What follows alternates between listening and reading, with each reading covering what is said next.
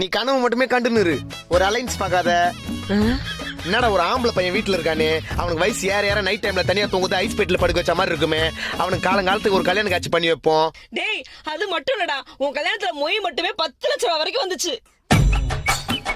எது நம்ம சொந்தக்காரங்க எல்லாம் என் கல்யாணத்துக்கு வந்து வச்சு மொய் உனக்கு 10 லட்சம் ரூபாய் வந்துச்சு. கனவுல கூட அப்படி நினைச்சு பார்க்காத.